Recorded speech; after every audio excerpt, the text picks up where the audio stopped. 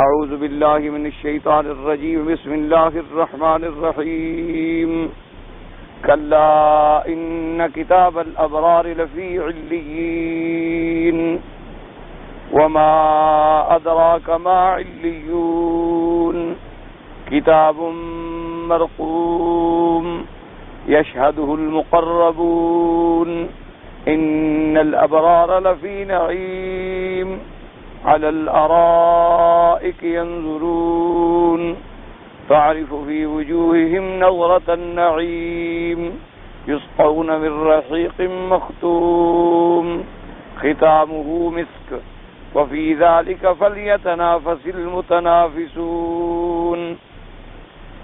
ومزاجه من تسنيم عينا يشرب بها المقربون.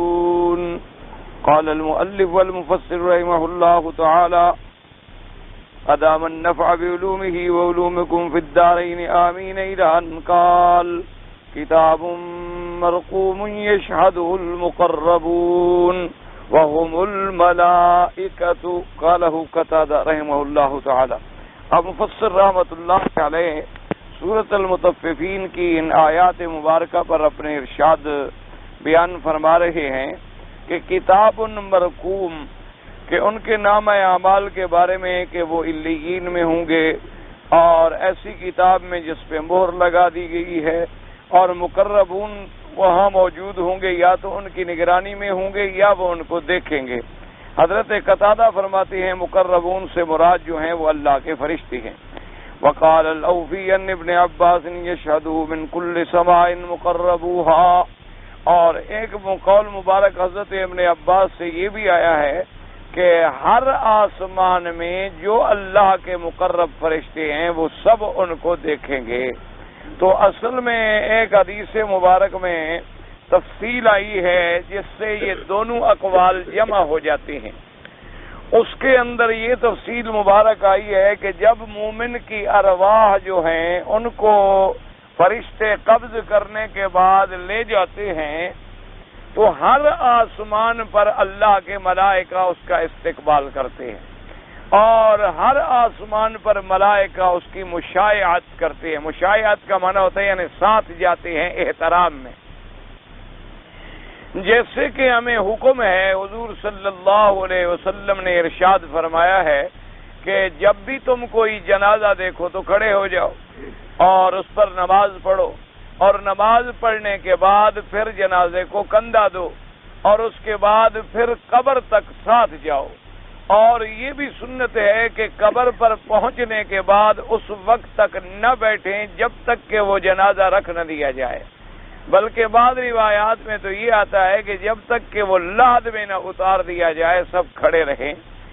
لیکن جمہور اسی طرف ہیں کہ بھئی مراد یہ ہے کہ جب تک کہ جنازے کو کندھے سے اتار کے نہ رکھا جائے اس وقت تک جو ہے آدمی کھڑے رہیں، پھر جب جنازہ رکھ دیا گیا تو اب اگر بیٹھ جائیں تو بیٹھ جائیں، کھڑے رہیں تو کھڑے رہیں۔ تو اس طرح ایک مومن کا احترام جو ہے ہمیں حضور صلی اللہ علیہ وسلم نے بتلایا ہے کہ مومن کا احترام زندگی میں بھی ہوگا اور مومن کا احترام اس کی موت کے بعد بھی ہوگا۔ اسی لیے حکم ہے کہ مومن کی موت کے بعد جو ہے اسے فوراً غسل دیا جائے، اور غسل کے اندر بیری کے پتے ڈالے جائیں تاکہ اس کے بدن کی خوب صفائی ہو جائے، اور اس کے بعد حکم ہے کہ کافور اور دیگر خوشبویات جو ہیں جو بھی میسر ہوں وہ بھی ڈگائی جائیں، اور پھر جنازہ پڑھنے کے لیے مومنین جو ہیں اسے کندھوں پر لے آئیں۔ اور یہ بھی حکم ہے کہ اگر کوئی سوار ہے تو وہ جنازے کے پیچھے چلے، جنازے کے آگے نہ جائے۔ اگر پیدل چلنے والے ساتھ ہیں تو وہ آگے بھی جا سکتے ہیں، دائیں بھی چل سکتے ہیں، بائیں بھی چل سکتے ہیں، اور پیچھے بھی چل سکتے ہیں۔ اور اسی طرح حدیث مبارک میں یہ وضاحت بھی آئی ہے کہ کندھا دینے کے لیے بھی آدمی جب شریک ہو تو فرمایا کہ جنازے والے کی یعنی میت کے داہنی طرف سے ابتدا کرے اور پھر اس کے بائیں طرف سے ابتدا کرے، اسی طرح آگے سے اور اسی طرح پھر پیچھے سے، تاکہ اور جب اس کو اٹھا کے چلیں تو یہ بھی حکم ہے کہ آرام آرام سے چلیں کوئی ایسی تیزی نہ دکھلائیں جو میت کے گرنے کا ذریعہ بن جائے یا ناش کے گرنے کا ذریعہ بن جائے یا اس کی تکلیف کا باعث بن جائے۔ اسی طرح حدیث مبارک میں یہ بھی حکم ہے کہ جب قبرستان میں گزریں تو جوتے اتار دیں۔ ایک حدیث پاک میں آیا ہے کہ حضور نے حضرت بشیر الخصاصیہ رضی اللہ تعالی عنہ کو دیکھا کہ وہ قبروں میں چل رہے ہیں جوتا پہنے ہوئے، تو آپ نے فرمایا کہ نہیں، یہاں جوتا اتار دو۔ تو یہ قبروں کا ایک احترام کیوں ہے کہ مومن کا احترام ہو رہا ہے زندگی میں بھی اور مرنے کے بعد بھی۔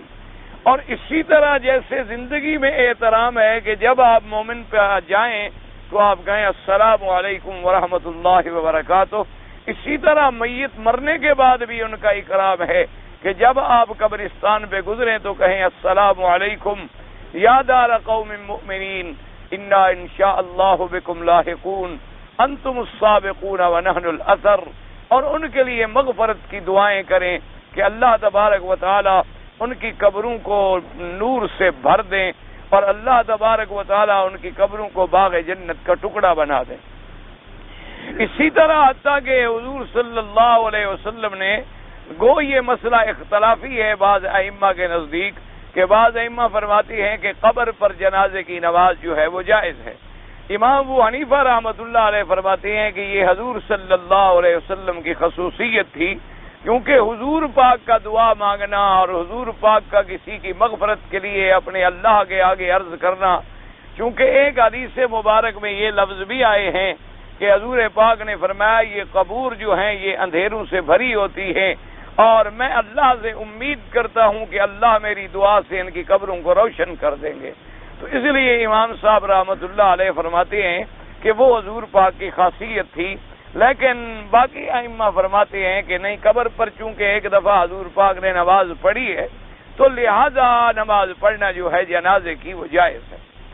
تو چونکہ حدیث مبارک میں آتا ہے کہ ایک عورت تھی اور اسی طرح ایک نوجوان لڑکے کے بارے میں بھی آتا ہے کہ وہ مسجد کی صفائی کیا کرتے تھے، تو حضور پاک نے فرمایا کہ جب یہ فوت ہوں اور ان کی وفات کی مجھے اطلاع دی جائے۔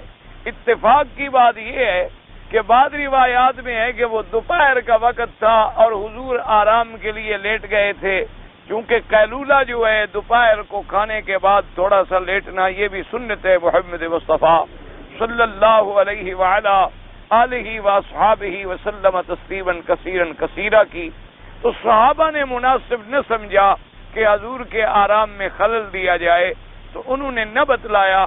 پھر جب حضور پاک نے پوچھا کہ اللہ اذن تمونی، تم نے کیوں مجھے خبر نہیں کی؟ انہوں نے کہا حضور آپ کے آرام کے پیش نظر ہم نے مناسب نہ سمجھا کہ آپ کے آرام میں خلل آئے، اور فرمایا دلونی علی قبرہ، مجھے اس کی قبر پر دلالت کریں کہ وہ قبر کہاں ہے، اور حضور تشریف لے آئے اور وہاں کھڑے ہو کر نماز جنازہ پڑھی۔ بعض ائمہ فرق فرماتے ہیں، وہ فرماتے ہیں کہ یوں دیکھیں کہ اگر اس کا جنازہ میت کا کسی نے نہیں پڑھا اور بغیر جنازہ پڑھے ہوئے دفن کر دیا گیا ہے تو اب مسلمان اس کی قبر پہ کھڑے ہو کر جنازہ پڑھ دیں۔ اور اسی طرح بعض ائمہ فرماتی ہیں کہ ایک میت کا جنازہ ہو گیا لیکن اس کا جو ولی تھا، مثلا بیٹا تھا، باپ تھا، قریبی رشتہ دار تھا، وہ جنازے میں شریک نہیں ہو سکا، تو فرماتے اس کو اجازت ہے کہ وہ قبر پہ کھڑے ہو کر جا کے جنازہ پڑھ لے تاکہ اس کو بھی جنازے کے اندر شراکت کا موقع مل جائے۔ بہرحال امام ابو حنیفہ رحمۃ اللہ علیہ فرماتے ہیں کہ یہ حضور پاک کے خصائص تھے، ان کی خصوصیت تھی، اور ان کی برکت، ان کی دعا، ان کا نماز پڑھنا، میت کے لیے دعا کرنا جو ہے وہ کسی اور کوئی مقابلہ نہیں کر سکتا۔ اور دراصل بات یہ ہوتی ہے کہ تمام ائمہ کرام جو ہیں وہ برحق ہیں، اللہ ان کی قبر پہ کروڑوں رحمتیں فرمائے، لیکن امام ابو حنیفہ رحمۃ اللہ علیہ بڑے محتاط ہیں، وہ ہر چیز کو بڑی گہری اور بڑی گہرائی سے دیکھتے ہیں۔ ان کی یہ عادت مبارک ہے کہ جب ایک حدیث مبارک آ جائے اور اس کے مقابلے پہ ایک دوسری حدیث مبارک بھی آ جائے تو پھر وہ ہمیشہ یہ دیکھتے ہیں کہ بھئی خلفائے راشدین نے کیا کیا، حضرت ابی بکر، حضرت عمر، حضرت عثمان، حضرت علی، اسی طرح عشرہ مبشرہ جن کو حضور نے جنت کی بشارت دی، اسی طرح اصحاب بدر، اصحاب حدیبیہ، کیونکہ امام صاحب فرماتے ہیں وہ لوگ جو ہیں وہ تو جنتی تھے، اور وہ لوگ جو ہیں وہ قریب تھے حضور پاک صلی اللہ علیہ وسلم کے، تو جتنا انہوں نے حضور کے فرمان کو سمجھا ہوگا کوئی اور تو اس بات تک نہیں پہنچ سکتا۔ تو اس لیے امام صاحب فرماتے ہیں کہ اگر ہر قبر پر جنازہ پڑھنا اور سب کے لیے ہوتا تو بعد میں آخر حضرت ابو بکر، حضرت عمر، حضرت عثمان، حضرت علی بھی تو کسی پر پڑھتے۔ تو جب انہوں نے نہیں پڑھا تو معلوم ہوا کہ وہ بھی یہ بات سمجھتے تھے کہ یہ صرف حضور پاک کی ذات کے لیے ہے، ورنہ بعد میں صحابہ رضوان اللہ علیہم اجمعین بھی جاری رکھتے۔ اور دوسری بات یہ ہے کہ مطلقاً بھی قبر اگر سامنے ہو تو نماز نہ پڑھی جائے، کیونکہ قبر کی طرف نماز پڑھنا جو ہے ہو سکتا ہے کہ کوئی جاہل یہ سمجھے کہ قبر والے کو سجدہ کر رہا ہے یا قبر والے کے لیے نماز پڑھ رہا ہے۔ اسی طرح حکم ہے کہ اگر قبر سامنے ہے تو آدمی نماز نہ پڑھے، اور قبر سامنے ہے تو آدمی اس کو قبلہ نہ بنائے۔ ہاں اگر درمیان میں دیوار ہے یا درمیان میں کوئی مانع ہے، درمیان میں حاجز ہے کہ وہ نظر نہیں آتا اور یہ شبہ نہیں گزرتا، کیونکہ اللہ تبارک و تعالیٰ اپنے بندوں کو شرک سے اتنا دور لے جانا چاہتے ہیں کہ کسی عمل میں ذرے کے برابر بھی شائبہ نہ رہے۔ اب دیکھیں کہ جنازے کی نماز میں رکوع اور سجود نہیں ہے، یعنی کھڑے کھڑے آپ دعا مانگیں گے اور مغفرت کے لیے دعا مانگ کے آپ سلام پھیر دیں گے۔ تو لیکن وجہ کیا تھی کہ علماء اور محدثین نے فرمایا کہ جب میت سامنے ہوگی، اگر رکوع اور سجود ہوتا تو کوئی غیر مسلم یا کوئی کافر نہ یا جاہل نہ جاننے والا یہ بھی سمجھ سکتا کہ دیکھو جی یہ تو اپنے مردے کو سجدہ کر رہے ہیں۔ اس لیے اللہ تبارک و تعالی نے وہاں رکوع اور سجدہ رکھا ہی نہیں کہ بس آپ کھڑے کھڑے دعائے مغفرت کریں اور اس کے بعد اللہ تبارک و تعالی کے حوالے کر دیں۔ تو بہرحال یہ بہت بڑے احکامات ہیں جو مومن کے اکرام کے لیے آئے ہیں کہ مومن کا اکرام زندگی میں بھی ہوگا اور مومن کا اکرام جو ہے اس کے مرنے کے بعد بھی کیا جائے گا۔ اسی طرح حکم ہے کہ اس کو قبر میں آرام سے اتارا جائے، اسی طرح حکم ہے کہ قبر کو بالکل ٹھیک ٹھیک بنایا جائے کہ اس کے چاروں طرف جو ہے جگہ برابر ہونی چاہیے، اور نیچے مٹی جو ہے اس کو ٹھیک بچھا دیا جائے کہ کوئی کنکر، کوئی ایسی چیز نہ ہو جو اس کی ایذا کا باعث بن سکے۔ اور اسی طرح حکم ہے کہ آدمی جب اس کو قبر میں اتاریں تو اللہ سے دعائیں مانگیں کہ اللہ تبارک و تعالی ہمارے بھائی کو ثابت قدم فرما، اس کو سوال اور جواب میں ثابت قدم فرما اور اس کو صحیح جواب دینے کی توفیق عطا فرما اور ان کی قبروں کو باغ جنت بنا۔ تو اس لیے یہ سارے احکام آتے ہیں کہ جو تکریم مومن کے لیے اللہ تبارک و تعالی نے احکام جاری فرمائے ہیں۔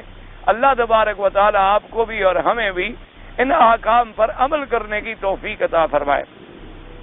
اسی طرح ایک حدیث مبارک میں آتا ہے کہ جب کوئی آدمی جنازہ پڑھتا ہے، صرف نماز جنازے میں شریک ہوتا ہے، تو آپ نے فرمایا اس کو 1 قیراط ثواب ملتا ہے، اور اگر جنازہ پڑھنے کے بعد وہ اس کے ساتھ جاتا ہے اور قبر پر پہنچا کے دفن کر کے فارغ ہو کے واپس آتا ہے تو اس کو 2 قیراط ثواب ملتا ہے۔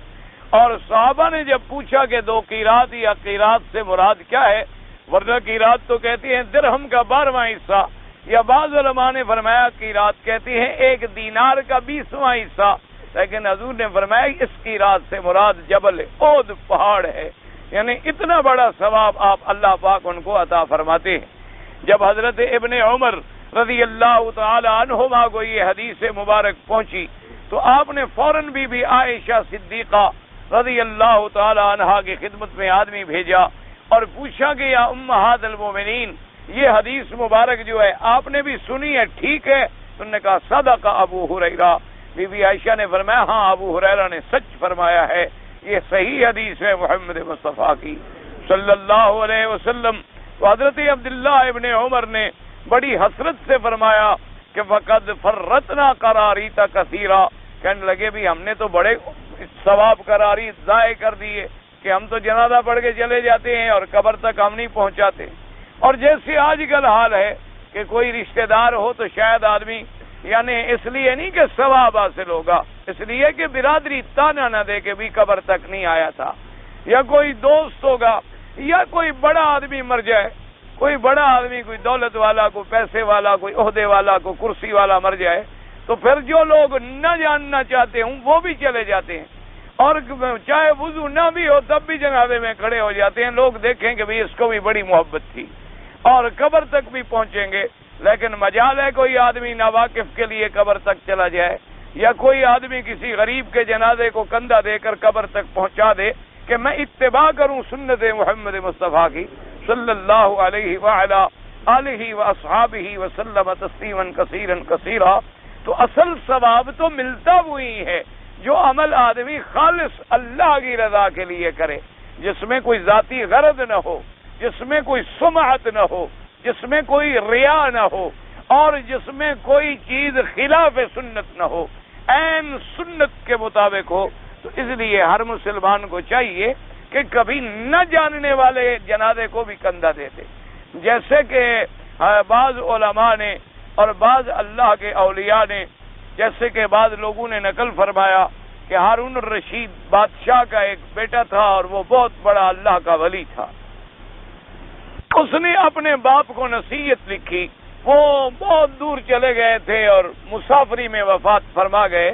انہوں نے بادشاہت سے بھی تعلق نہیں رکھا، اور نہ انہوں نے کبھی اقتدار سے تعلق رکھا. مزدوری فرماتے تھے اور روٹی تناول فرماتے تھے، اور اسی سفر میں اور مزدوری کے عالم میں ان کو موت آئی. تو انہوں نے ایک وصیت نامہ اپنے باپ کے لیے بھیجا. ایک تو قرآن پاک بھیجا جو تلاوت کرتے تھے، اور ایک وصیت نامہ بھیجا. تو اس میں یہ لکھا ان کو کہ ابا جان اذا حملت الى القبور جنازۃ فاعلم بانک بعدها محمول، کہ جب تم کسی کے جنازے کو کندھا دے کر چلو تو سمجھو کہ کبھی میرے جنازے کو بھی لوگ کندھا دیں گے. تو اس لیے آدمی کو عبرت پکڑنی چاہیے اور ان کا احترام جو ہے وہ کرنا چاہیے. تو میرا مقصد ان چیزوں کے بیان کرنے سے یہ تھا کہ ایک تو ہمیں کچھ جنازے کے مسائل کا علم ہو جائے، اور مسلمانوں کی دفن اور تدفین اور تکفین کا علم ہو جائے. اور اسی میں ایک بات یہ بھی سمجھ لیں کہ ہمارے علاقوں میں جو بعض غلط رواج ہیں، اللہ ان سے مسلمانوں کو بچائے. کہ جیسے کوئی رشتہ دار نہیں آ رہا تو جنازہ رکھا ہوا ہے، میت گھر میں رکھی ہوئی ہے، اور سارا دن انتظار ہو رہی ہے، اور ساری رات انتظار ہو رہی ہے کہ میت رکھی رہے تاکہ اس کا بیٹا پہنچ جائے اور اس کا بھائی پہنچ جائے. یہ شریعت کے خلاف ہے. مرنے کے بعد فوراً غسل کریں، تجہیز کریں، تکفین کریں اور تدفین کریں. جن کے مقدر میں شامل ہونا نصیب تھا وہ آ گئے، اور جن کے مقدر میں حاضری اللہ نے نہیں لکھی تھی تو آپ ان کو زبردستی بلا کے حاضر کرنے کی کیا ضرورت ہے؟ وہ بعد میں آ کر بھی ان کے لیے مغفرت کی دعا کر سکتے ہیں. اور اسی طرح ہمارے ہاں ایک بڑی بدعات میں سے یہ بدعات بھی ہے کہ جب آدمی ان کو کفن پہناتے ہیں تو کفن پہ لکھتے ہیں، بعض کلمہ شریف لکھتے ہیں، اور بعض آیت الکرسی لکھتے ہیں، اور بعض سورت فاتحہ لکھتے ہیں، اور بعض اور خدا جانے کیا کیا چیزیں، کوئی عہد نامہ لکھتے ہیں. یہ تمام چیزیں بدعت ہیں اور مخالف ہیں سنت محمد مصطفیٰ صلی اللہ علیہ وعلی آلہ وسلم تسلیما کثیرا کثیرا کے. یہ بدعات ہیں. اس کو کلمہ وہی فائدہ دے گا جو اس کے سینے کے اندر ہے. اگر وہ سینے کے اندر کلمہ نہیں تھا تو اوپر کا لکھا ہوا بھی کوئی فائدہ نہیں پہنچاتا. اور اسی طرح ہمارے ہاں ایک اور بھی بڑی بدعت ہے کہ لوگ اگر کوئی مر جاتا ہے ذمہ دار تو اس کے جو رشتہ دار ہوتے ہیں وہ ہر آدمی اگر اس پہ ایک پگڑی ڈالتا ہے، کوئی آدمی آگے چادر ڈالتا ہے، تو وہ کم از کم کوئی 50-100 چادریں جمع ہو جاتی ہیں ایک میت کے لیے. اللہ تبارک و تعالیٰ معاف کرے، یہ بھی بدعات میں شامل ہے. مردے کو کسی کپڑے کی ضرورت نہیں ہے. اگر تم نے دینا بھی ہے تو کسی غریب مسکین کو دے دو تاکہ وہ دعا کرے اور اس کی میت کی بخشش کا ذریعہ بن جائے. ورنہ مردے کے لیے سیدنا ابی بکر رضی اللہ تعالیٰ عنہ نے فرمایا کہ میں نے جو 2 چادریں پہنی ہوئی تھیں استعمال شدہ، انہی کے اندر مجھے کفن دے دیا جائے. تو انہوں نے عرض کیا کہ حضرت آج کل اللہ نے اسلام میں فراخی کر دی ہے، فرمایا نئے کپڑے کی ضرورت تو زندہ کو ہوتی ہے، قبر میں جانے کے بعد نیا ہو یا پرانا ہو کیا فرق پڑتا ہے. اصل بات تو یہ ہے کہ اللہ کے ہاں اس بندے کی مغفرت ہو جائے. حتیٰ کہ سیدنا حمزہ سید الشہداء رضی اللہ تعالی عنہ وارضا، آپ کی جب میت ہوئی ہے تو جنازے پر کفن کے لیے جو کپڑا تھا وہ اتنی چھوٹا تھا کہ آپ کے سر مبارک پہ ڈالتے تو پاؤں ننگے ہو جاتے تھے، اور پاؤں مبارک پہ ڈالتے تو سر کھل جاتا تھا. تو حضور پاک سے پوچھا گیا تو آپ نے فرمایا اس کے سر پہ کپڑا ڈال دو اور پاؤں پر درخت کے اذخر کے پتے لے کر وہ ڈال دو، بس کافی ہے۔ اور اسی طرح شہدائے احد جن کے مرتبے کے بارے میں اس سے بڑی بات کیا ہوگی کہ جہاں حضور جاتے ہوں زیارت کے لیے، جہاں حضور صلی اللہ علیہ وسلم تشریف لے جاتے ہوں دعاؤں کے لیے، آپ شہدائے احد ہمیشہ تشریف لے جاتے تھے۔ اور حتیٰ کہ حدیث پاک میں آتا ہے کہ 8 سال کے بعد بھی بعض لوگوں نے تو یہ بھی لکھا ہے کہ 8 سال کے بعد ایک دفعہ پھر حضور نے جنازہ پڑھا ان کا، اور بعد میں فرمایا کہ جنازہ نہیں مراد ہے دعا کی، چونکہ لفظ صلی ہے تو صلی کا معنی صلاۃ بھی ہو سکتا ہے اور صلی کا معنی دعا بھی ہو سکتا ہے، کہ اللہ تبارک و تعالیٰ سے آپ نے ان کے لیے مغفرت کی دعا کی۔ تو شہدائے احد کا یہ عالم تھا کہ کفن نہیں مل رہے تھے، حضور نے فرمایا ایک کپڑے میں 2 صحابہ کو دفن کر دو۔ اس لیے محدثین نے لکھا ہے کہ اب میت کا بھائی بدن میت سے ملانا تو جائز نہیں ہے، تو لہذا انہوں نے کہا کہ اصل یہ تھا کہ چونکہ کپڑا مکتفی نہیں، درمیان میں درخت کے پتے ڈال دو اور ایک ہی کپڑے میں لپیٹ کے دفن کر دو، اور ایک ایک ہی قبر کے اندر 10 صحابہ رضوان اللہ علیہم اجمعین کو دفن کیا گیا۔ اور حضور صلی اللہ علیہ وسلم نے، اور حالانکہ جن کے مرتبہ عظمیٰ کا اللہ کا قرآن بھی گواہ ہو اور زبان محمد مصطفیٰ بھی گواہ ہو، اللہ نے فرمایا کہ یہ شہداء ہیں، اور ان شہداء کو تو تم مردہ بھی نہ کہا کرو، یہ زندہ ہے۔ اللہ تبارک و تعالیٰ کا قرآن اتنا ناطق ہے، تو لہذا ہمارے ہاں جو جنازے کی تاخیر ہے یہ بدعت ہے۔ البتہ ہاں یہ بات ہے کہ اگر کوئی اوقات مکروہ ہیں، جیسے سورج نکل رہا ہے، یا عین سورج سر پہ کھڑا ہے، یا عین سورج ڈوبنے کا وقت ہے، تو اس میں اگر تاخیر کی جائے تھوڑی سی تاکہ ہم بعد میں نماز پڑھیں تو یہ جائز ہے، کیونکہ احادیث مبارک میں یہ آیا ہے کہ ان اوقات میں جنازے پہ نماز جو ہے وہ نہیں پڑھی جائے گی۔ تو اس لیے بہرحال یہ ہمارے اچھا بعض لوگ یہ بھی کرتے ہیں، اللہ معاف فرمائے، کہ قرآن میت کے ساتھ رکھ دیتے ہیں، اور بعض لوگ یہ کرتے ہیں کہ کچی اینٹ لے آتے ہیں، اینٹ پہ کچھ لکھتے ہیں اور وہ ساتھ دفن کر دیتے ہیں۔ یہ تمام کے تمام بدعات ہیں، یہ تمام کے تمام محدثات ہیں، ان کا سنت سے کوئی تعلق نہیں۔ یہ بعد میں اللہ جانے مولویوں نے اپنے پیٹ کے مسئلے کو حل کرنے کے لیے یہ طریقے نکالے ہیں، کیونکہ دیہاتی لوگوں کو تو کلمہ لکھنا نہیں آتا، اور ان کا عقیدہ جب بن جائے کہ بھی کفن پہ کلمہ لکھوانا ہے تو لازم مولوی کو بلائیں گے۔ اب مولوی کو بلائیں گے تو مولوی مفت تھوڑا لکھے گا، بخشش کا معاملہ ہے تو مولوی بھی تو لین دین کرے گا نا آخر۔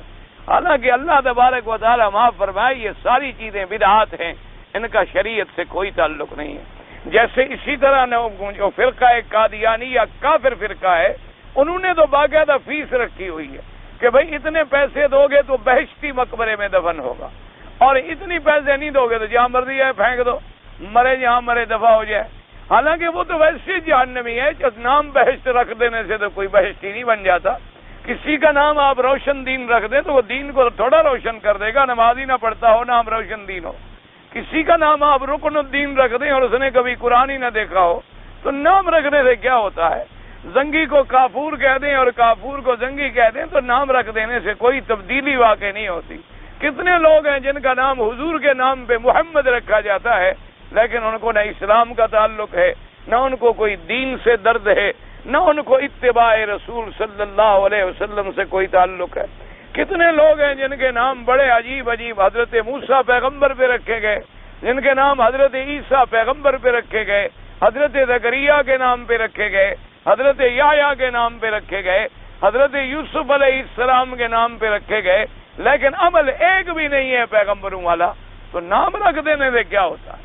کسی کے نام سے تو کوئی فرق نہیں پڑ جاتا ہے۔ اللہ تبارک و تعالیٰ تو دلوں کو جانتے ہیں، ہمارے قلوب کو جانتے ہیں، ہمارے اعمال کو اور ہمارے احوال کو جانتے ہیں۔ اسی طرح بعض لوگ جب جنازہ لے کے چلتے ہیں تو بڑے شور شور سے ذکر کرتے ہیں، یہ بھی کوئی حدیث میں ثابت نہیں، یہ بھی بدعت ہے، اس کا بھی کوئی تعلق نہیں ہے سنت محمد مصطفیٰ سے، چونکہ حضور پاک صلی اللہ علیہ وسلم سے بڑا اللہ کا ذکر کرنے والا کون تھا؟ اگر یہ عمل ہوتا تو جس پاک نبی نے لبیک پڑھا کر پوری امت کو لبیک سکھلا دی تو وہ یہاں بھی ایک ذکر کرا کر ساری امت کو ذکر سکھلا دیتے۔ تو اصل میں تو جو چیزیں کرنے والی تھیں وہ حضور نے ہمیں کر کے سکھلا دی ہیں، اور جو چیزیں نہ کرنے والی تھیں نہ کر کے ہمیں بتلا دی ہیں کہ ان کو نہیں کرنا ہے۔ تو لہٰذا یہ باتیں جھگڑے کی نہیں ہیں. آج کل تو مصیبت ہے نا جی کہ ہر مسئلے میں ایک جھگڑا کھڑا ہو جاتا.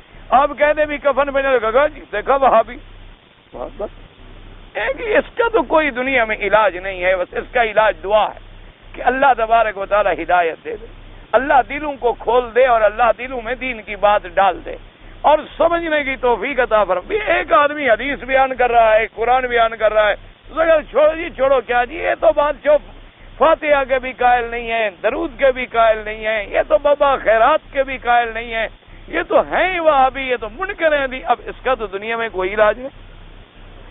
اب اس کا کوئی علاج, اب دیکھیں نا ساری دنیا میں حضور پاک قرآن پڑھتے رہے اور جن دشمنوں نے نہیں مانا انہوں نے کہا جادو ہے ہم نہیں مانتے. اب اس کا تو کوئی علاج نہیں ہوتا. بات تو ہے ایک عقل سے سمجھنے والی کہ بھی اللہ کے پاک پیغمبر نے ہر عمل کر کے دکھلا دیا اور کر کے سمجھا دیا. اس نمونے کو ہم نے دیکھنا ہے. اگر وہ مل جائے تو الحمدللہ ثم الحمدللہ, اور نہ ملے تو وہ بدعت ہے. ایک کھلی سی بات ہے. اب حالانکہ اندازہ کرو دونوں میں, ایک آدمی جو اپنا منشا پورا کر رہا ہے, اپنا عقیدہ بنا کے لوگوں پر ٹھونس رہا ہے, وہ تو ہے عاشق رسول. اور جو بیچارہ زور لگا رہا ہے بابا حضور کی سنت پہ چلو, حضور کی سنت پہ چلو, حضور کی مخالفت نہ کرو, وہ ہے وہابی. اب اس کا کوئی علاج ہے؟ اب اس کا کوئی علاج آپ کے پاس ہو تو ہو, ہمارے پاس تو کوئی نہیں ماں سوا دعا کرنے کے کہ اللہ تبارک و تعالیٰ سے ہم دعا کریں کہ اللہ تبارک و تعالیٰ انہیں سمجھ عطا فرمائے, اللہ تبارک و تعالیٰ ان کو دین کی باتیں بتلا دے. اسی طرح جیسے لوگ بعض ایک چادریں بنی ہوئی ہوتی ہیں خاص, یہاں بھی ایک رواج ہے کہ سبز چادر ڈال دی اور اس کے اوپر کلمہ لکھا ہوتا ہے اور آیت الکرسی لکھی ہوتی ہے. یہ بھی بدعت ہے. اس کا کوئی سنت محمد مصطفیٰ سے تعلق نہیں. یہ ضروری نہیں کہ جو لوگ کہتے ہیں دیکھو جی تو مکے میں ہم نے دیکھا, بھی مکے میں تو لوگ سگریٹ بھی پی رہے ہیں تو سگریٹ پینا شروع کر دو. مکے میں لوگ داڑھی منڈواتے ہیں تو تم داڑھی منڈانا بھی شروع کر دو. ہم نے کلمہ محمد عربی کا پڑھا ہے, مکے والوں کا پڑھا ہے. ہم نے تو کلمہ پڑھا ہے محمد الرسول اللہ کا, ہم نے کلمہ پڑھا ہے حضور صلی اللہ علیہ وسلم کا. یہ تو نہیں کہ جو بھی عرب ہو. اب عرب میں ہزاروں لوگ پیدا ہوئے, عرب کے اندر شعراء بھی پیدا ہوئے, عرب میں جھوٹے نبی بھی پیدا ہوئے, عرب میں بڑے بڑے مفتری اور کذاب بھی پیدا ہوئے, عرب کے اندر مسیلمۃ ابن الکذاب بھی پیدا ہوا, عرب کے اندر ابو جہل بھی پیدا ہوا, ابی لہب بھی پیدا ہوا, عتبہ عتیبہ شیبہ ولید ابن المغیرہ بھی پیدا ہوا, بڑے بڑے ظالم بھی پیدا ہوئے. تو یہ کوئی بات تو نہیں ہوتی. اصل معنی اتباع کا ہے کہ ہم حضور کی غلامی کریں, کہ محمد سے وفا تو نے تو ہم تیرے. اصل بات یہ ہے کہ حضور پاک کی اتباع ہو, حضور صلی اللہ علیہ وسلم کی غلامی ہو, حضور صلی اللہ علیہ وسلم کے طریقے پر چلنا نصیب ہو جائے. وہ جس کو نصیب ہو جائے وہ خوش قسمت ہے. ہاں اگر عرب ہے تو اس کا درجہ ذرا بلند ہو جائے گا کہ ایک تو نسباً بھی عرب بن گیا, حضور سے اس کا نسب مل گیا, حضور سے اس کی زبان مل گئی, حضور سے اس کا علاقہ مل گیا, اور ایک اتباع سنت نصیب ہو گئی. تو اس لیے ہمیشہ ان بدعات سے بچا کریں. تو اب دیکھیں جیسے ہمیں جنازے کی تکریم کا حکم ہے, اللہ کے ملائکہ جو روح نکالنے کے لیے آتے ہیں وہ روح کی تکریم کرتے ہیں کہ یا ایتھا النفس المطمئنہ. وہ کہتی ہیں کہ اے نفس مطمئنہ ارجعی الی ربک, اب لوٹو اپنے رب کی طرف. اور حدیث مبارک میں آتا ہے کہ ملائکہ جب آتی ہیں تو کہتی ہیں یا ایتھا النفس الطیبہ, کہتی ہیں کہ اے پاک نفس, اے پاک روح, تو پاک جسد میں تھی, اب اپنے رب کی طرف چلو, اس رب کی طرف جو تجھ پہ راضی ہے, تجھ پہ ناراض نہیں. اور پھر وہ یہ بھی حدیث مبارک میں آتا ہے کہ جیسے مسلمان ہم جسد کو کفن پہناتے ہیں, اللہ کے فرشتے جو ہیں وہ ارواح کو جنت کے کفن لے کے آتے ہیں اور ان میں لپیٹ کے لے جاتے ہیں. اب ارواح کو جاننا تو اللہ کا علم ہے, ہم تو نہیں جانتے کہ روح کیا چیز ہے, کیونکہ اللہ نے فرما دیا ہے کہ روح جو ہے وہ میرا, یسألونک عن الروح قل الروح من امر ربی. اب اللہ تبارک و تعالیٰ کے وہ فرشتے جب لے جاتے ہیں تو پھر ملائکہ پوچھتے ہیں کہ بھئی یہ کس مومن کا روح ہے, وہ کہتے ہیں فلاں بندے کا روح ہے. پھر وہ ساتھ ساتھ جاتے ہیں اور علیین میں جا کے اس کے روح کو بھی پہنچاتے ہیں, ان کے نام اعمال کو بھی پہنچاتے ہیں, اور وہاں ملائکہ درخواست کرتے ہیں کہ مولا ہمیں اجازت دو ہم اس کے نام عمل کو دیکھیں کہ کس وجہ سے تو نے ان کو اتنی عزت بخشی ہے کہ تیرے فرشتے بھی استقبال کر رہے ہیں۔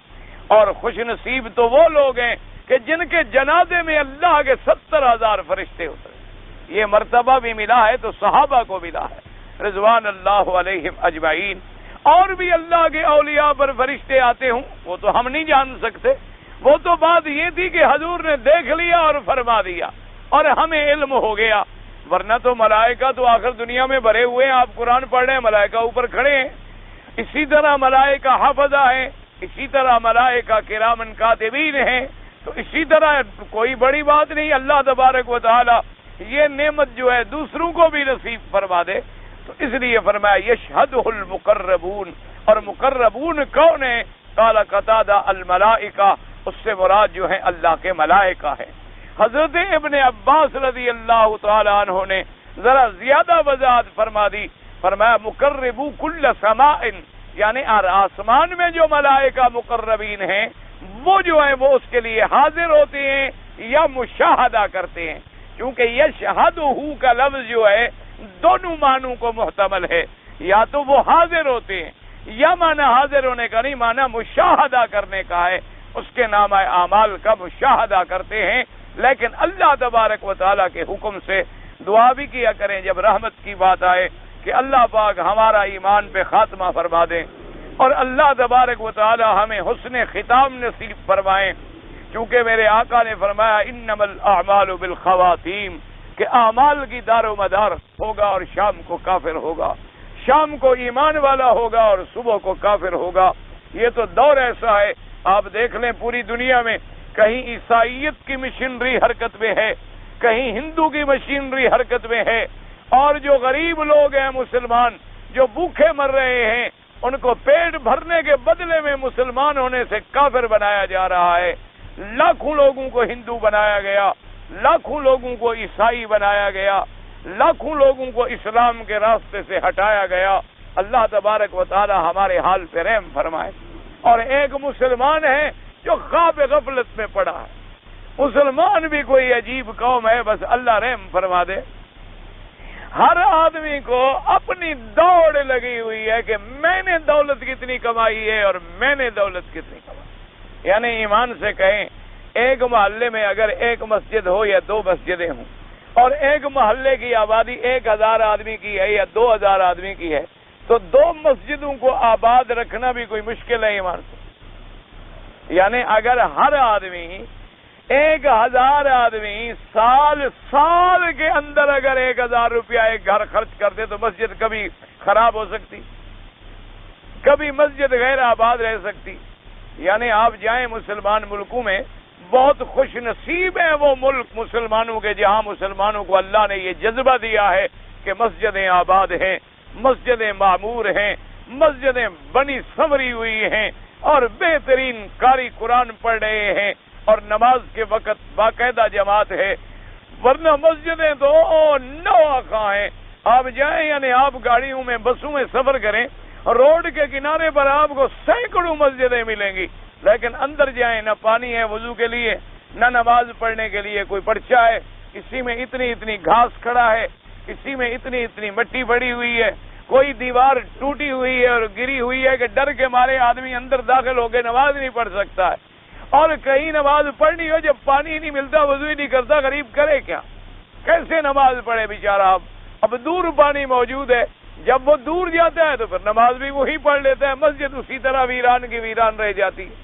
تو ہر مسلمان اگر ایک جذبہ پیدا کر لے، ہر مسلمان ایک فیصلہ کر لے کہ میں نے 1 سال کے اندر 1000 روپے اللہ کے مساجد پہ لگا دینے ہیں، اللہ تبارک و تعالیٰ کی مسجدوں کی آبادی پر۔ اور جو لوگ تم یہاں رہتے ہو یا خلیج میں رہتے ہیں یا باہر کے ملکوں میں رہتے ہیں، ان کے لیے 1000 روپے کی کیا قیمت ہے ایمان سے کہ 1000 روپے کی کیا قیمت بنے گی؟ یعنی کتنے پیسے بن جائیں گے آپ کے؟ 40-50 روپے شاید بن جائیں، اتنی پیسے بنیں گے آپ کے، اور 1000 روپیہ جو ہے بن جائے گا، اور باقاعدگی سے بھیجا جائے تو مسجد۔ اللہ تبارک و تعالی اس موجودہ حکومت کو اور خادم الحرمین کو جزائے خیر دیں۔ اللہ پاک کہ انہوں نے مسجد النبی دیکھیں، مسجد الحرام دیکھیں، مسجد قباء دیکھیں، مسجد القبلتین دیکھیں، یعنی مسجدوں سے تو عشق ہے نین کو، ایسے عشق ہے جیسے مسجدوں کے لیے دیوانگی ہے کہ جہاں اللہ کا گھر ہے بس بناؤ، جہاں مسجد ہے ماشاءاللہ تعمیر کرو، جہاں مسجد ہے ماشاءاللہ آباد کرو، اور ایسی ایسی مساجد بنا دی ہیں حقیقتاً کہ دیکھ کے آدمی کا دماغ ہل جاتا ہے اور دل سے دعا نکلتی ہے کہ اللہ تبارک و تعالیٰ جنہوں نے تیرے گھر آباد کیے ہیں تو انہیں آباد رکھ۔ اللہ تبارک و تعالیٰ کا جو گھر بناتا ہے تو اللہ دنیا میں بھی بدلہ دیتا ہے اور آخرت میں بھی بدلہ دیتا ہے۔ حدیث پاک میں آتا ہے من بنا للہ مسجدا بن اللہ لہ بیتا فی الجنہ۔ تو ان لوگوں کو ہم نے دیکھا ہے ماشاءاللہ کہ عرب کے اندر مساجد کا عشق ہے، جزاہم اللہ خیرا، اللہ ان کو جزائے خیر عطا فرمائے۔ آپ جدے میں جا کے مساجد دیکھیں، حیران ہو جاتا ہے کہ ماشاءاللہ اچھا کسی نے کوئی اعلیٰ گھر بنایا ہے، کوئی محل بنایا، ساتھ مسجد بنائی، اور مسجد بھی اسی معیار کی ہے جس معیار کا اس کا محل ہے، اسی طرح کا میٹیریل لگا ہے، اسی طرح کا پتھر لگا ہے، اسی طرح کا ماشاءاللہ سینٹرل ایئر کنڈیشن ہے، اسی طرح کے کارپٹ بچھے ہوئے ہیں، اسی طرح کے فانوس لگے ہوئے ہیں۔ اللہ کے گھروں کو بھی ساتھ روشن کیا ہے۔ خدا کرے کہ اللہ ہمارے ملکوں میں بھی یہ جذبہ پیدا فرما دے کہ اللہ تبارک و تعالی ہمارے مسلمانوں کے دل میں بھی یہ شوق پیدا فرما دے اور مسجدوں کو نماز سے آباد کریں، نمازیوں سے آباد کریں۔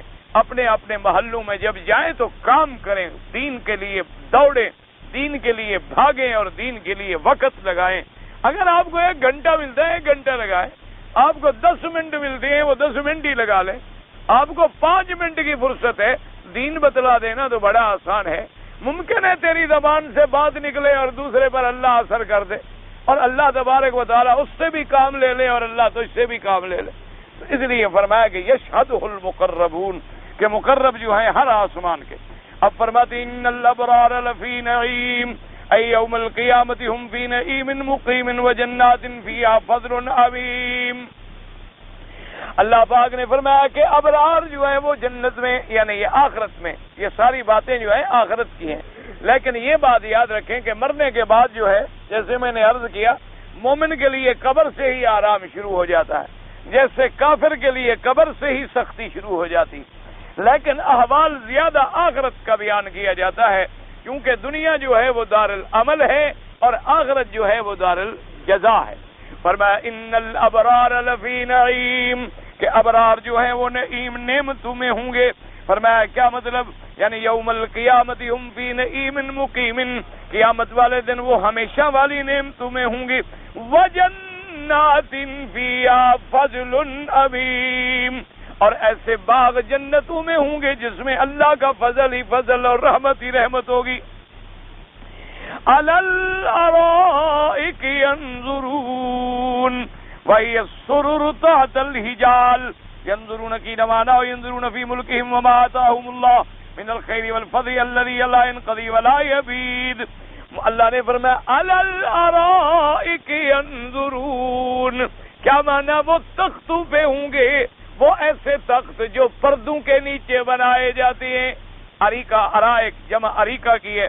علماء نے فرمایا اصل اریکہ کہتے ہیں، جیسے میں نے خلاصہ درس میں بھی عرض کیا تھا کہ یہ رواج ہوتا ہے نا جی کہ شادیوں میں دولہا دلہن کے لیے بڑے آدمی جو ہے کمرے کے اندر پھر ایک پلنگ تیار کرتے ہیں اور اوپر پردے باندھتے ہیں اور پھول کی پتیاں لٹکاتے ہیں اور باقاعدہ ایک ماشاءاللہ اس کے لیے اندر ایک حجرہ تیار ہو جاتا ہے۔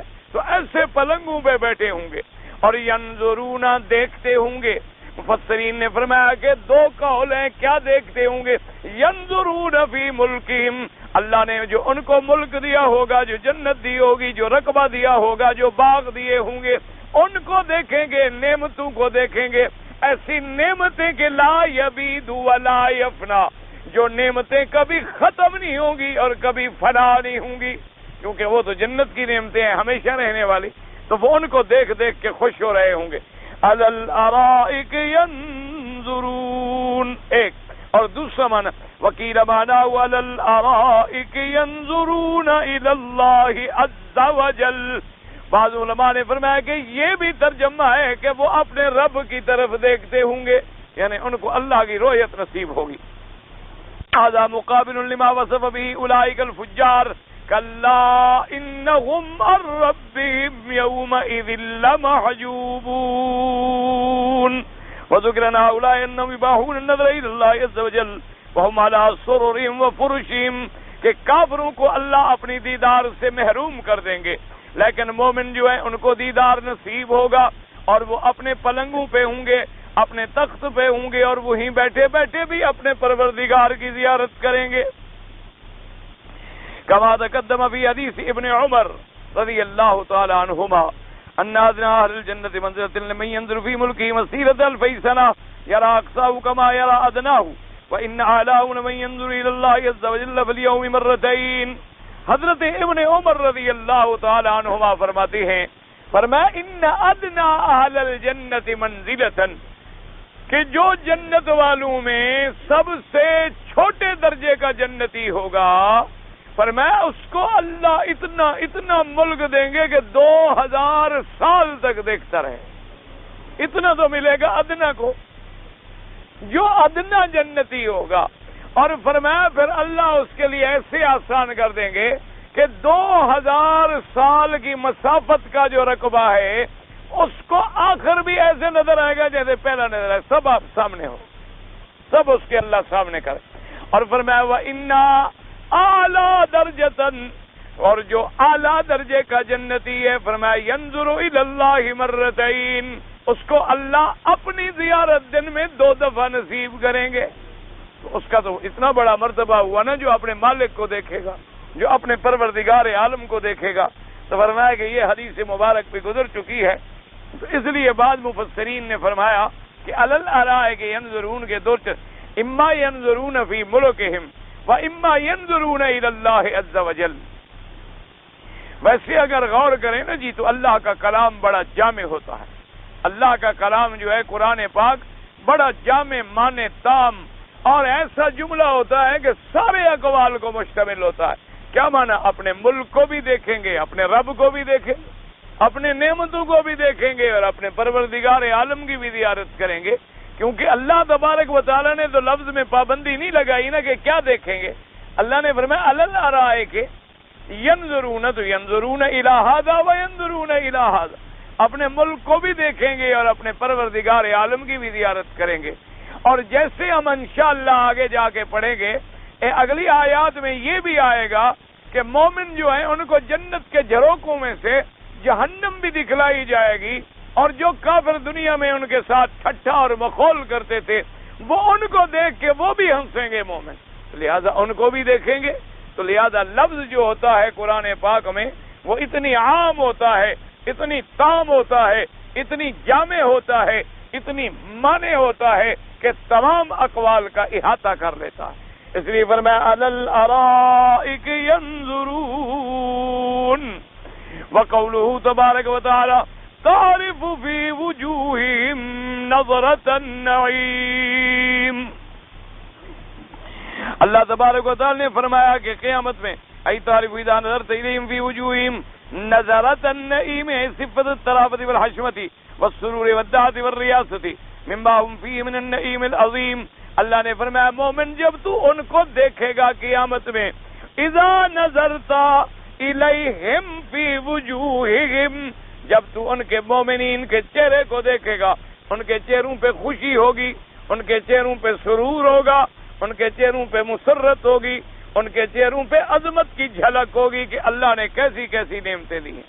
کیونکہ جب آدمی خوشی میں ہو تو چہرے سے واضح ہوتا ہے، اور آدمی جب غم میں ہو اور مصیبت میں ہو پھر بھی چہرے سے واضح ہوتا ہے۔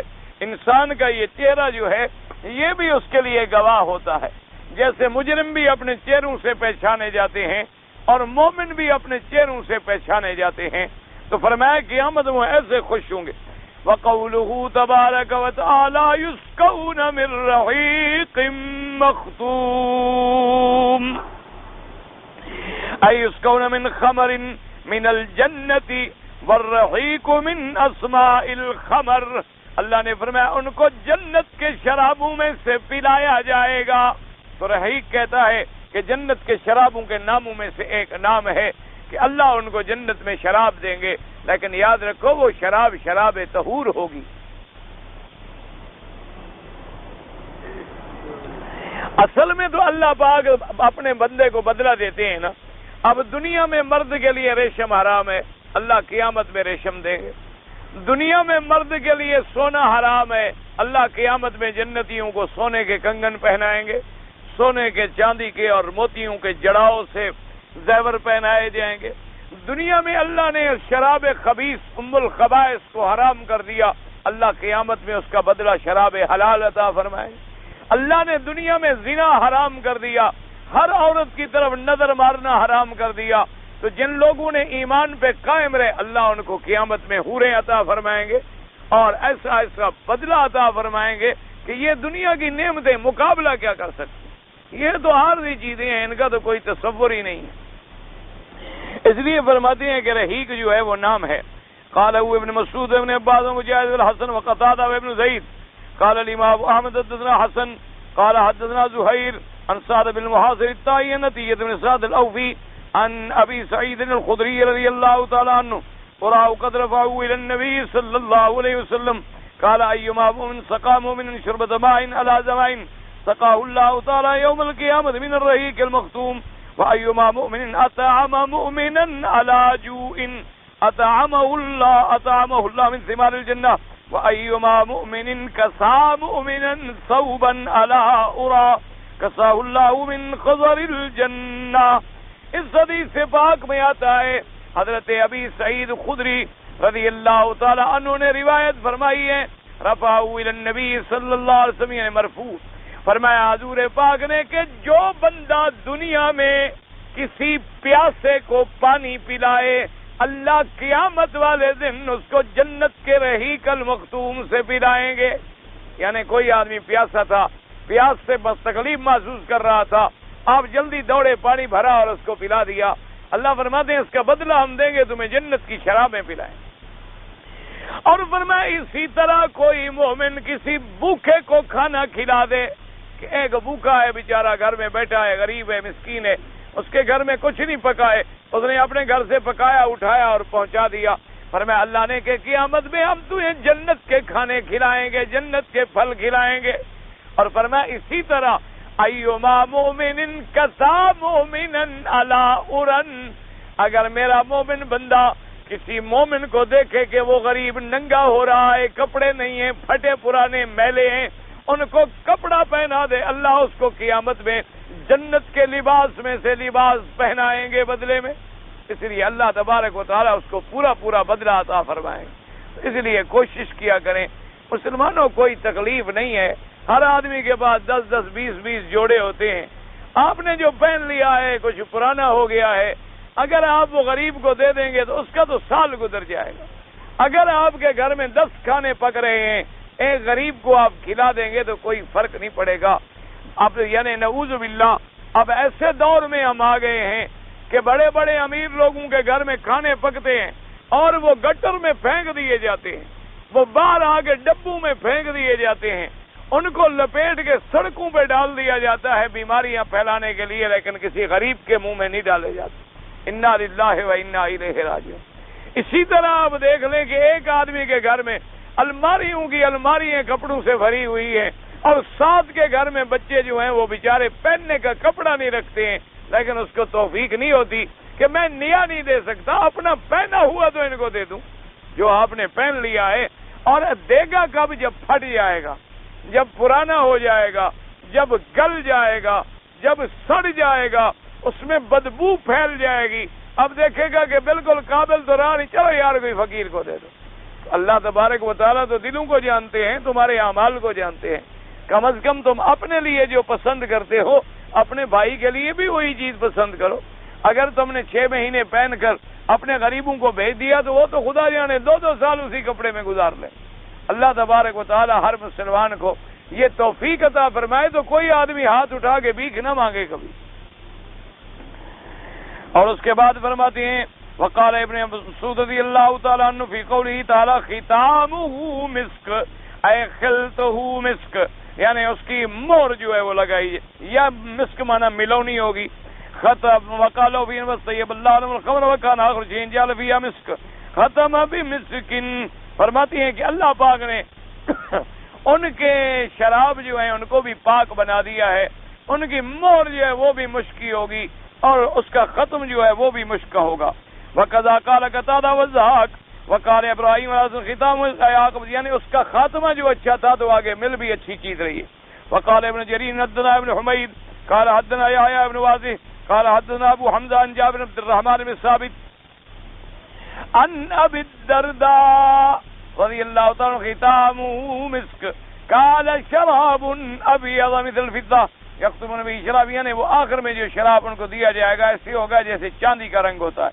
ولو ان ناظر من اهل الدنيا دخل فهو في ثم خرج عليه بقدره الا وجتيبها، فرماتی ہیں کہ اگر اللہ پاک اس سے کسی دنیا کے بندے کو توفیق دیں کہ ایک انگلی ڈال کے باہر کر لے تو پوری دنیا میں اس کی خوشبو پھیل جائے. وقال ابن ابی نجین المجاہد ختامه مسک رطیبه مسک، یعنی خوشبو. وقوله تبارک وتعالی وفی ذلک فلیتنافس المتنافسون، ای وفی مثل هذا الحال فَلْيَتَفَاخَرِ الْمُتَفَاخِرُونَ، اسی پہ فخر کریں فخر کرنے والے. فخر تو ایمان پہ کریں، عمل صالح پہ کریں. وَلْيَتَبَاهُ وَيَقَاتِلُ إِلَى مِثْلِ الْمُسْتَبِقُونَ، اور ایک دوسرے سے دوڑ لگائیں، آگے بڑھیں تو ان اعمال میں بڑھیں، یعنی کہ دولت میں بڑھو، پیسے میں بڑھو، ظلم میں بڑھو، زیادتی میں بڑھو، بے حیائی اور عریانی اور فحاشی میں بڑھو. فرمایا بڑھنے کا کام تو یہ ہے کہ نیکی میں بڑھو، اعمال صالحہ میں بڑھو، جنت کی طرف ایک دوسرے سے آگے بڑھنے کی کوشش کرو. اسی طرح جیسے قرآن نے فرمایا لِمِثْلِ هَذَا فَلْيَعْمَلِ الْعَامِلُونَ، انہی چیزوں کے لیے عمل کرنے والوں کو عمل کرنا چاہیے. ایسی چیزوں کے لیے عمل کریں جو قیامت میں جو جنت کا ذریعہ بنے، جو آخرت کا ذریعہ بنے. وَقَوْلُهُ تَبَارَكَ وَتَعَالَى وَمِزَاجُهُ مِن تَسْنِيمٍ، أي ومزاج هذا الرهيق الموصوف من تسنيم من شراب يقال له تسنيم وهو أشرف شراب أهل الجنة وأعلى، اور اس میں ملایا جائے گا پانی کے بجائے تسنیم. انہوں نے کہا تسنیم کیا ہے؟ مفسر فرماتے ہیں کہ تسنیم بھی وہاں کا ایک پانی ہے جو اہل جنت کے لیے بڑا اعلیٰ اور بڑا اشرف، بڑے درجے والا ہے. قال ابو صالح والضحاك ولهذا قال تعالى أين يشرب المقربون، أي يشرب المقربون صرفا، یعنی جو مقربین ہیں وہ تو اس سے خالص پیئیں گے. اور وَتُمْزَجُ لِأَصْحَابِ الْيَمِينِ مَزْجًا، اور جو عام مومن ہیں ان کو اس سے تھوڑا تھوڑا ملا کے دیا جائے گا. قالوا ابن مسعود وابن عباس مسعود وقتادة وغيرهم رحمهم الله تعالی علیہم اجمعین. اللہ تبارک و تعالی ہم سب کا بھی اور تمام کلمے پڑھنے والوں کا خاتمہ ایمان پہ فرمائیں. اللہ تبارک و تعالی سب کی قبروں کو باغ جنت بنائیں، اور اللہ تبارک و تعالی جنت الفردوس اور اپنی عظیم نعمتیں نصیب فرمائیں. واللہ تعالی اعلم وعلمہ وتم.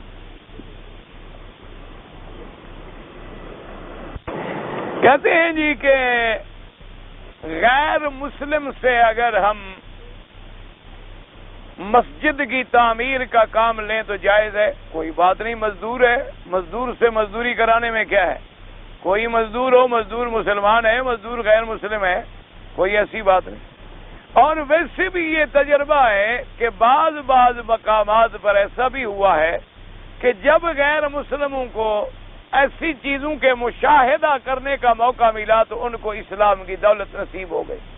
اب جیسے دیکھیں کہ قرآن پاک کا جو مدینہ شریف میں پریس لگا ہے، بادشاہ سلامت نے اللہ ان کو جزائے خیر عطا فرمائے، جس میں یہ قرآن شریف چھپ رہے ہیں. یہ دنیا کا سب سے بڑا پریس ہے. قرآن کا پریس پوری دنیا میں اتنا بڑا نہیں. اور جس انداز میں وہاں اللہ کے قرآن کا کام ہو رہا ہے تو وہاں جو مشینری لگانی تھی تو اس مشینری لگانے کے لیے کچھ کافر آئے تھے، غیر مسلم لوگ آئے تھے، اپنا فرینچ.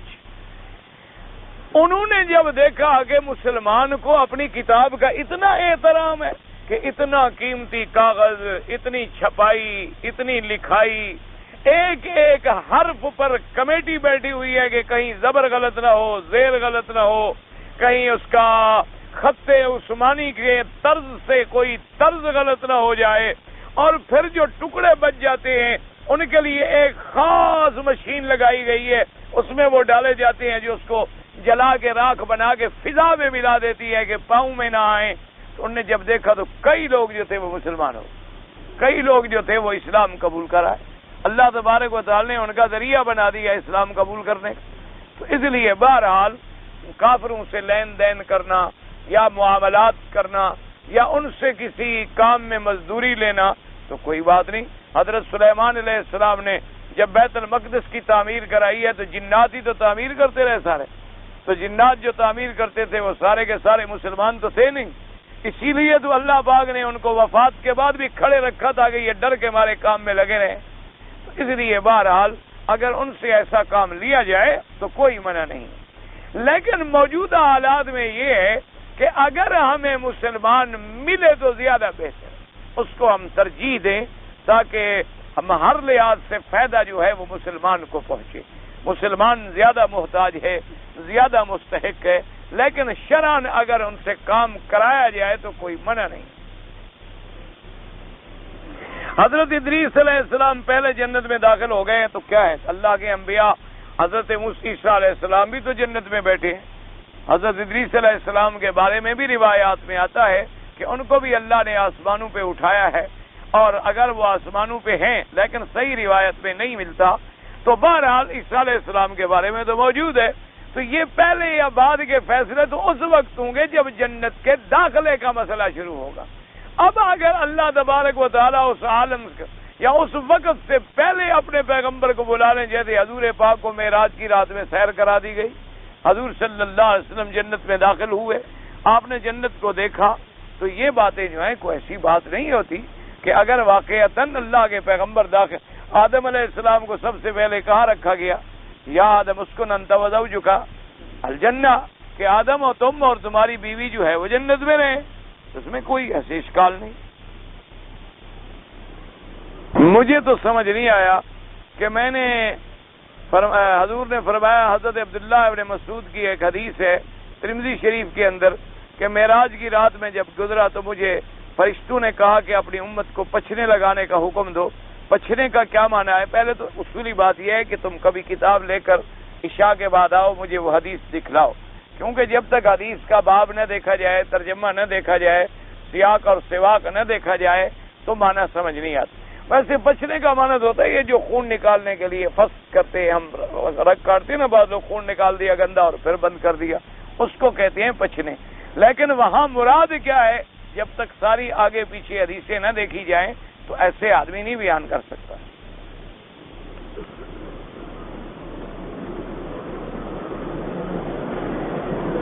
صبح کی وقت یعنی 8-10 بجے کس بیماری کے بدن میں دم کرے بیماری بڑھ جاتا ہے؟ مجھے تو کوئی سمجھ نہیں آیا کیا مطلب ہے. آپ یہ ان سے پوچھو جو دم والے ہوں، جن کا دم نکلتا ہو. میرا تو ابھی نہیں نکلا. بعض لوگ ہیں دم کرتے ہیں، یعنی دم اپنا بھی نکالتے ہیں، لوگوں کا بھی نکالتے ہیں. یہ ان سے پوچھو بھی 10 بجے کیا بڑھ جاتا ہے اور 12 بجے کیا گر جاتا ہے. ہمیں تو نہیں پتا. کوئی تھرما میٹر ہے کیا ہے؟ مجھے تو نہیں سمجھ آئی. درود شریف پڑھ کے دم کر سکتا ہے، فاتحہ پڑھ کے کر سکتا ہے، اب بالآخر درود شریف بھی پڑھ لے تو کوئی بات نہیں. ایک چیز ہے ناجائز اور دوسرا چیز ہے حرام. پہلے وہ بتاؤ نا کون سی چیز ناجائز اور کون سی چیز حرام. مجھے کیا پتا تم ناجائز کس کو کہہ رہے ہو. یہ پتہ نہیں سوال کرتے ہیں یا فارغ ہوتے ہیں بیچارے اصل میں سارا دن. بابا یہ اصطلاحات ہوتی ہیں. ایک ناجائز تو آپ اردو میں کہتے ہیں، حرام عربی کا لفظ ہے. مجھے کیا پتا تم ناجائز کس کو کہہ رہے اور حرام کس کو کہہ رہے. یہ کوئی سوال تو نہ ہوا نا. ایک حلال حرام زیادہ لفظ استعمال ہوتا ہے کھانے پینے کی چیزوں میں کہ یہ چیز کھانا حلال ہے اور یہ کھانا حرام ہے. اور جائز ناجائز ہوتا ہے افعال میں کہ یہ کام کرنا جائز ہے اور یہ کام کرنا ناجائز ہے محاورے میں. ویسے تم نے کہاں پڑھا ہے مجھے کیا پتا. تمہارا پوچھنے کا مقصد کیا ہے؟ جب مجھے سوال ہی سمجھ نہیں آئے گا تو میں جواب کیا دوں گا. علیین اور علیون میں کیا کوئی فرق نہیں؟ جمع کا صیغہ ہے. وہ وا کے ساتھ جمع ہے، وہ یہ کے ساتھ جمع ہے. جب کہیں ضمہ ہو تو جمع وا کے ساتھ آتی ہے، کسرہ ہو تو یہ کے ساتھ آتی ہے۔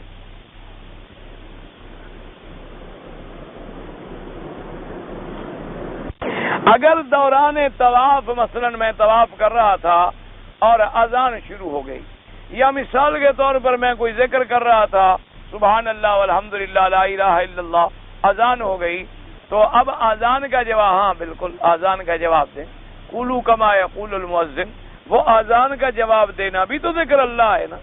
وہ کون سا، وہ کیا ہے؟ جب وہ کہے گا اللہ اکبر تم کہو گے اللہ اکبر، تو یہ بھی تو ذکر اللہ ہے، یہ بھی تو ذکر اللہ ہے۔ کوئی اس لیے حکم ہے کہ آدمی اپنا ذکر تو بعد میں بھی پورا کر سکتا ہے، اور اذان تو نکل جائے گی، اذان کا تو ایک وقت ہے، لہذا وہ اس سنت کے ثواب سے محروم رہ جائے گا، لہذا اس کا ثواب حاصل کر لے اور پھر اپنا ذکر بھی جاری رکھے۔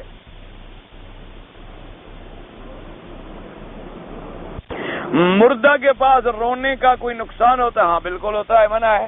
چیخنا اور رونا جو ہے وہ منع ہے، یعنی آدمی واہ ویلا کرے، روئے زور زور سے، اور دل میں کہہ رہا ہو اچھا ہوا مر گیا، جان چھٹی نہ مرتا تو مجھے جائیداد کہاں ملتی، اور لوگوں کو دکھانے کے لیے دھاڑے مار رہا ہو، مٹی ڈال رہا ہو، اور دل میں کہہ رہا یا اللہ 10 دن پہلے مر جاتا تو جان چھوٹتی، یہ جو ہے بالکل یہ منع ہے۔ ایک ہے رونا کہ آدمی کو غم ہے اور آنسو بہ رہے ہیں، یہ تو سنت ہے، جب آدمی کے آنسو بہتے ہیں تو اللہ اس کو جہنم کی آگ سے دور کر دیتے ہیں، یہ رونا جو ہے وہ تو ہے سنت، کہ غم ہے، انسان ہے، اس کا باپ تھا، بھائی تھا، بیٹا تھا، ماں تھی، بہن تھی، بیوی تھی، خیر اب تو ماں باپ کو کوئی نہیں روتا، بیوی کو شاید کوئی روتا ہو، ماں باپ کے لیے تو سب خوش ہوتے ہیں کہ اچھا ہوا بڑھاپے مر گئے، جان چھوڑ گئے۔ تو ویسے بہرحال کہنے کا مقصد یہ ہے کہ یہ جو رونا ہے نا جی، وہ چیخ رہا ہے اور رو رہا ہے اور منہ پہ تھپڑ مار رہا ہے اور کپڑے پھاڑ رہا ہے اور سر پہ مٹی ڈال رہا ہے، ایسے لوگوں پر اللہ کے نبی نے فرمایا اس کا میری سنت سے، میری جماعت سے کوئی تعلق نہیں۔ فرمایا من ضرب الخدودا وشق الجیوبا، جو لوگ تھپڑ ماریں، جو لوگ دامن پھاڑیں، جو لوگ مٹی ڈالیں، جو لوگ سیاہ کپڑے پہنے، حضور نے فرمایا لیس منا، اس کا میرے ساتھ کوئی تعلق نہیں۔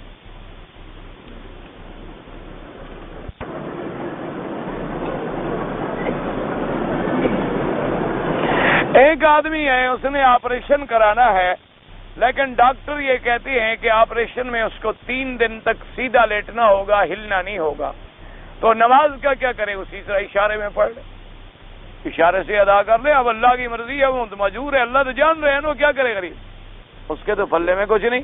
اسی لیے تو ہے نا کہ آدمی اگر عالم جہاد میں بھی ہے، گھوڑے کی پیٹھ پہ سوار ہے اور جنگ کر رہا ہے اور لڑائی لڑ رہا ہے، پتہ نہیں لگتا گھوڑا تو کبھی ادھر چلا گیا اور کبھی ادھر چلا گیا، لیکن وہاں بھی نماز اشارے میں ادا کر لے۔ اور اس کے اندر بھی کوئی ایسے حالات ہیں کہ وہ نہ تیمم کر سکتا ہے، نہ کوئی کرانے والا ہے، تو مجبور ہے قضا کر لے گا، کیونکہ معذور ہو گیا غریب۔ ورنہ بہتر یہی ہے کہ وہ اپنا باوضو لیٹ جائے، اور اس کے بعد اگر وضو مشکل ہے تیمم کر لے، تیمم تو ہاتھ